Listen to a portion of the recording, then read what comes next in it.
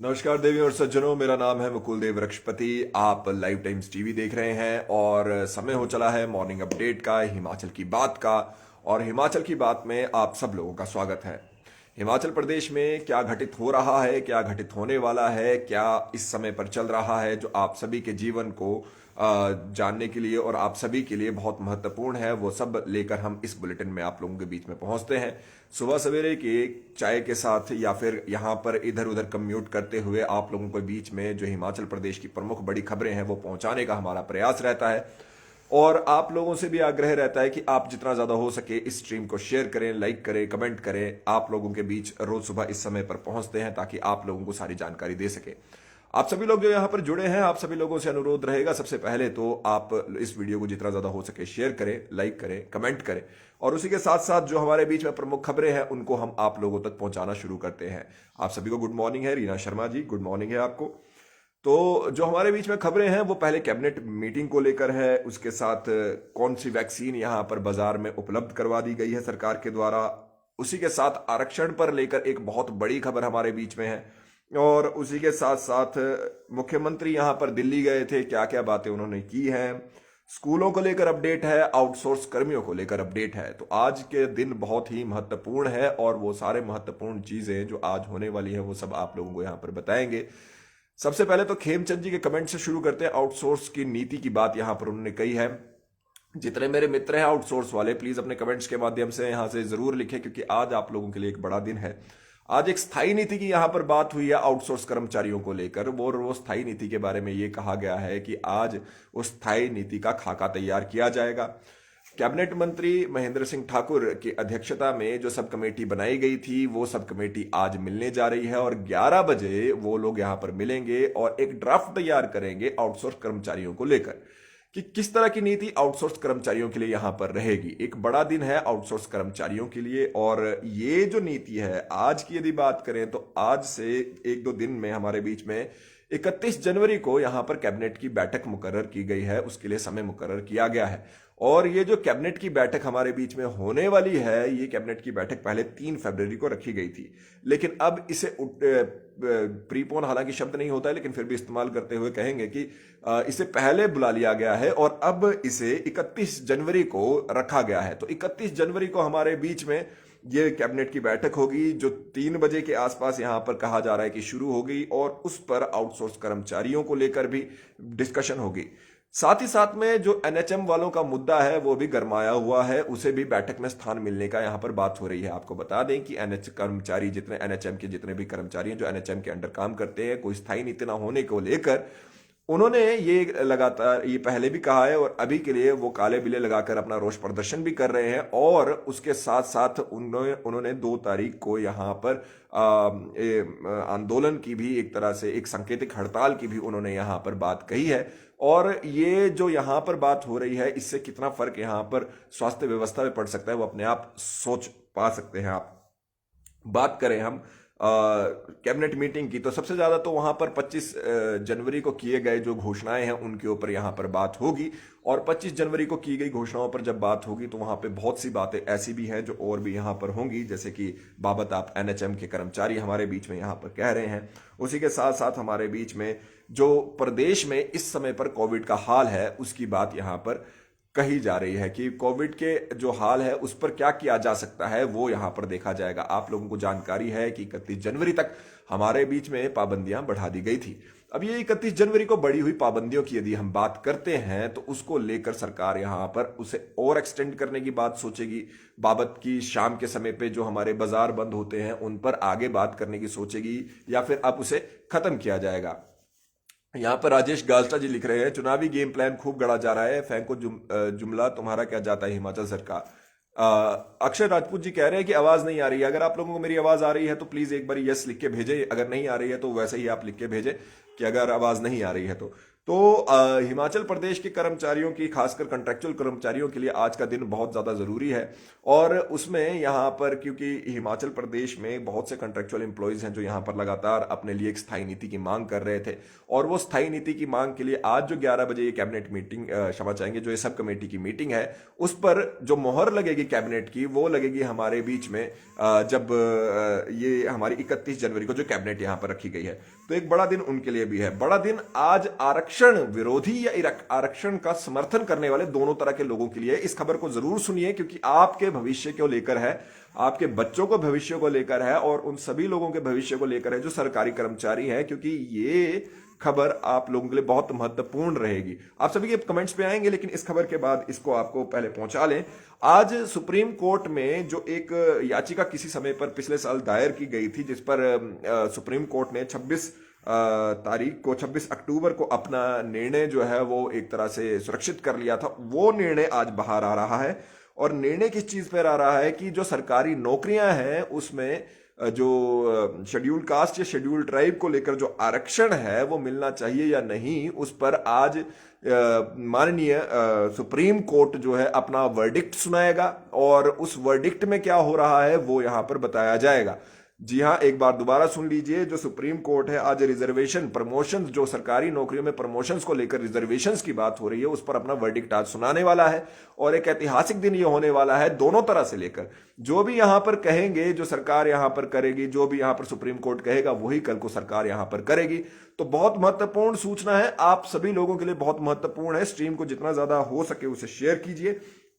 तो SC/ST reservation in the promotions आज यहां पर देखी जाएगी, की जाएगी।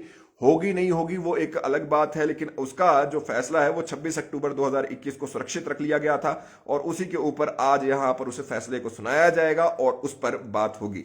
आउटसोर्स कर्मचारियों के बारे में हमने आपको बता दिया है, लेकिन उसी के साथ साथ जैसे कैबिनेट मीटिंग भी है, पाबंदियां उसमें बढ़ने की बात भी हो रही है। आप सभी लोगों को ये जरूर कहेंगे कि स्ट्रीम को जितना ज्यादा हो सके शेयर करें, लाइक का बटन लगातार दबाते रहें, और कमेंट्स के माध्यम से आप लोगों के प्रश्नों को यहां पर लेते रहेंगे। आप लोग जो भी यहां पर कहेंगे उसको आखिर में एक बारी पढ़ेंगे। एक दो खबरें और हैं, उनको पहले पहले आपको बता दें।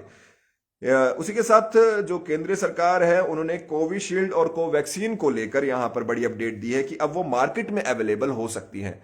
उसका मतलब ये है कि अब आप बाहर जाएंगे तो आप दो जगह पर, अस्पताल या क्लिनिक में, इस कोविशील्ड या कोवैक्सीन को खरीद सकते हैं।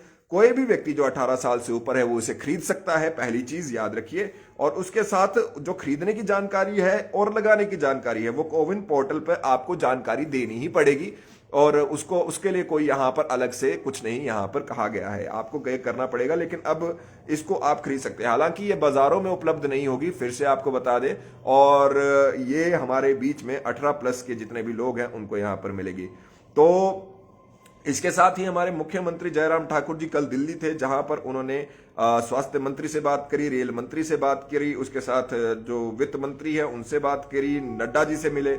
तो उन सबसे मिलने के बाद जो खासकर स्वास्थ्य विभाग की बात करें तो वहां पर उन्होंने 50 एम्बुलेंसें और उसके साथ 234 आशा वर्करों की पोस्ट भरने की यहां पर डिमांड रखी है। पहली चीज, एक चीज।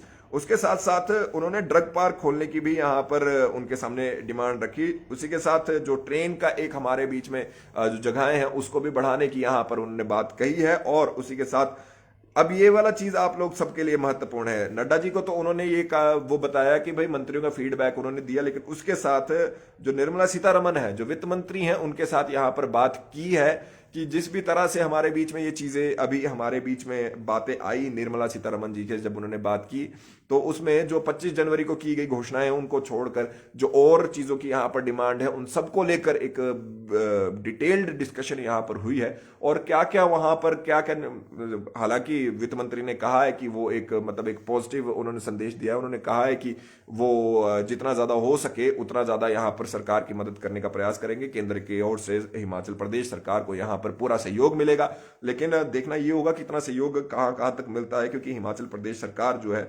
प्रयास उनका यही रहेगा कि सरकार को जितना ज्यादा हो सके, जो केंद्र की ओर से जितनी मदद मिल सके वो मिले। जल शक्ति विभाग में पैरा पॉलिसी पे लगे पंप ऑपरेटर, ये एक फैसला, देखिए बहुत से फैसले यहां पर रहते हैं। यहां पर हमारे जल शक्ति विभाग की आदि बात हुई है, यहां पर हमारे पैरा पंप ऑपरेटर्स की बात हो रही है जहां तक। और उस पर भी आज देखते हैं कि क्या इस पर अपडेट है। कल के आप बुलेटिन में जरूर देखें। भाई लोग याद रखना, अगर आउटसोर्स की पॉलिसी नहीं बनी तो vote for BJP only, NOTA no vote for BJP. जी देखिए सरोज दीपू जी, जैसे कि आप लिख भी रहे हैं, वैसे कैमरा बड़ा नजदीक है भाई, इससे फिर आवाज की दिक्कत आ जाती है अगर मैं बहुत ज्यादा दूर जाऊंगा।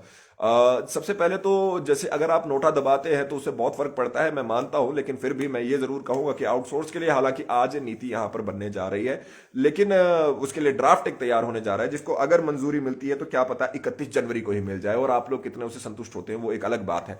लेकिन उसी के साथ साथ यहां पर आप सभी लोगों को ये जरूर कहेंगे कि नोटा की ओर बढ़ने से ज्यादा बेहतर है कि आप कोई और विकल्प यहां पर देखें, जो व्यक्ति आप लोगों का काम कर सकता है उन्हें देखें, क्योंकि नोटा से बेहतर ये रहता है। नोटा में कोई भी बन जाता है, ऐसा यहां पे जो देखने में आया है कि कई बारी गलती हो जाती है। एक बारी सारी चीजों पर एक बारी दोबारा आप लोगों को बता देते हैं। 3 बजे 31 जनवरी को कैबिनेट की मीटिंग रखी गई है, उस पर बहुत सी चीजों पर जो 25 जनवरी को यहां पर बातें हुई हैं उन सबको लेकर, और उसके साथ स्कूल कॉलेज कब से खुलने हैं। सबसे पहले हाँ, स्कूल कॉलेजेस की तो मैं बात ही बताना भूल गया। सबसे पहले स्कूल और कॉलेजेस खुलने पर हम लगातार आप लोगों से यहां पर बात करते रहे हैं, मॉर्निंग बुलेटिन में लगातार आप लोगों से पूछते रहे हैं। सबसे पहले आप लोगों से जानना चाहेंगे कि क्या स्कूल और कॉलेज इस समय पर खोलने का सही समय है, पहली चीज। दूसरी चीज आप लोगों को यह भी पूछना चाहेंगे, देखिए स्कूल कॉलेजेस के ऊपर मैंने आप लोगों को पहले भी अपडेट दी है कि स्कूल कॉलेजेस का क्या है। हिमाचल प्रदेश सरकार के पास जो विभाग है, शिक्षा विभाग है, उन्होंने यहां पर जो सरकार के पास यहां पर भेजा है, जो एक प्रपोजल है, वो ये है कि 9वीं से 12वीं तक के बच्चों को स्कूल बुलाया जाए, और 1ली से 8वीं तक के बच्चों को या तो छुट्टी और लंबी एक्सटेंड कर दी जाए, लेकिन उसके साथ उनको ऑनलाइन पढ़ाई की भी यहां पर बात हो रही है। और 1 फरवरी से यहां पर बच्चों को स्कूल बुलाने की तैयारी है, 9वीं से 12वीं तक के बच्चों की। बात करें कॉलेजेस की तो उनकी 5 फरवरी तक ऑलरेडी छुट्टियां ही हैं, और जो हमारे बीच में शीतकालीन स्कूल है उनकी छुट्टियां भी 15 फरवरी तक यहां पर ऑलरेडी है। अक्षित डोगरा जी का प्रश्न बहुत सही है, और यही प्रश्न मैं आप सभी लोगों से पूछना चाहूंगा कि क्या पीक टाइम पर, जो इस समय पर कोविड का पीक है, जो हमारे भी यहां पर माना जा रहा है कि फरवरी में कोविड का पीक हिमाचल प्रदेश में आएगा, क्या इस समय पर उस दौरान स्कूल खोलना सही रहेगा? आप लोग यस लिखें या नो लिखें। अगर सही रहेगा तो यस लिखें आपके अनुसार, और नहीं रहेगा तो नो लिखें। जैसे यहां पर शशि पॉल सिंह जी कह रहे हैं स्कूल कॉलेज खोल दो, तो हमारे बीच में एक जैसे ईश्वर जी कह रहे हैं खोलिए, और इसी तरह से जितने भी लोग हैं आप लोग अपने कमेंट्स के माध्यम से जरूर यहां पर बताएं। अब बड़ी बड़ी खबरों में जो मैं मानता हूं आज की सबसे बड़ी खबर है, जिससे आपके बच्चों के भविष्य पे सब पर फर्क पड़ सकता है, खासकर सरकारी नौकरों के भविष्य पे फर्क पड़ सकता है, वो ये है कि जो सरकारी नौकरियां हैं उस पे क्या आरक्षण के आधार, क्या प्रमोशन के लिए आरक्षण मिलना चाहिए। सुप्रीम कोर्ट आज उस पर अपना फैसला सुनाएगा। उन्होंने पहले ही 26 तारीख को, अक्टूबर की 26 तारीख को इस पर जो फैसला है उसे सुरक्षित रख लिया है, आज उसे सुनाने जा रहा है। आपके हिसाब से आप लोगों के लिए प्रश्न है, क्या सुप्रीम कोर्ट जो आज फैसला सुनाएगा, क्या सरकारी नौकरियां, किसी भी तरह की नौकरियों में, क्या प्रमोशंस में इस जो रिजर्वेशन है वो होनी चाहिए या नहीं चाहिए? आप लोगों के प्रश्न लेंगे। सर प्राइवेट कॉलेज कब खुले? 5 तारीख के बाद ही खुलेंगे जी, 5 तारीख रखा हुआ है। आउटसोर्स के लिए आज 11 बजे एक मीटिंग है, उस पर ही ड्राफ्ट तैयार किया जाएगा। आईटीआई का क्या होगा जी, उसके लिए भी ये 31 तारीख से पहले तक आप लोगों को उसके बारे में पता चल जाएगा। हालांकि 31 तक वो भी बंद रखे गए हैं। फरवरी फर्स्ट वीक तक क्लोज रखो स्कूल कॉलेजेस। जी हाँ, काफी ज्यादा लोग अपनी अपनी चीजों को यहाँ पर लिखते रहे, ताकि जो सरकार है उन तक ये बातें पहुंचाई जा सके, वो इस पर ध्यान दे सके, और हम लोग भी आप लोगों के मुद्दों को बढ़िया से रखें। आपके कमेंट्स को यहां पर मैं जरूर पढ़ता हूं, जब एक बार बुलेटिन खत्म हो जाए तब भी पढ़ता हूं, तो उसको अगले बुलेटिन में लेकर मैं जरूर आता हूं। तो आप प्लीज अपने कमेंट्स के माध्यम से जरूर बताएं जिन जिन की जो डिमांड है। साथ ही अगर आपको कॉन्टैक्ट करना है व्हाट्सएप के माध्यम से तो 9882837038 9882837038 आप व्हाट्सएप कर सकते हैं मुझे, और उसके साथ आप फेसबुक, इंस्टाग्राम, ट्विटर पे द रक्षपति के नाम से मुझे फॉलो कर सकते हैं। उसी के साथ साथ आप लाइव टाइम्स टीवी को फॉलो अवश्य करें, बेल आइकन जरूर दबाएं, और आप लोगों से कहना चाहेंगे अगर अभी तक आपने इस वीडियो को लाइक नहीं किया तो लाइक का बटन लगातार दबाते रहें, वह शेयर अवश्य करें, और उसी के साथ साथ कमेंट्स इस समय पर तो जरूर किया करें, क्योंकि सुबह का समय है, पूरे दिन का टेम्पो पता चल जाता है क्या होना चाहिए क्या नहीं होना चाहिए। आप सभी लोगों को बहुत बहुत धन्यवाद जो यहां पर जुड़े। आप लोगों कमेंट्स को जरूर लेंगे, अगले बुलेटिन में फिर मिलते हैं। मेरा नाम है मुकुल देव रक्षपति, देखते रहे लाइव टाइम्स टीवी। जय हिंद।